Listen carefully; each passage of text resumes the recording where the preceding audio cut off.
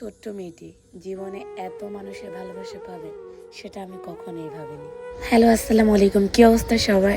আমার সেকেন্ড ব্লগে সবাইকে আমি ওয়েলকাম জানাচ্ছি। সো আজকে আমি একটা কথা শেয়ার করব।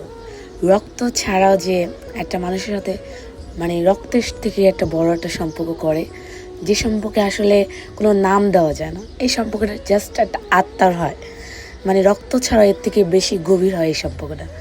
আজকে আমার একটা কাছের বড় ভাই, খুবই প্রিয় একটা বড় ভাইয়ের সাথে দেখা করতে যাব। বড় ভাই আমাদেরকে ইনভাইট করেছিল। ভাবিও সাথে ছিল, বাট বাবু অসুস্থ কারণে বাসা চলে গেছে। ভাবিকে খুবই মিস করেছিলাম। আসলে ভাইয়াকে একা পেয়েছিলাম, ভাবি চলে গেছিলো। সো ইনশাল্লাহ নেক্সট টাইমে ভাবির সাথে দেখা হবে। সো ভাইয়া আমাদেরকে ইনভাইট করেছিল। ভাইয়া আমাদেরকে অনেক আগে আসতে বলছিল, বাট আমাদের কাজের কারণে আমরা রাত 1:30 থেকে 2টা বাজে ভাইয়ার সাথে মিট করতে যাই। আমরা লালবাগ গিয়েছিলাম। এটা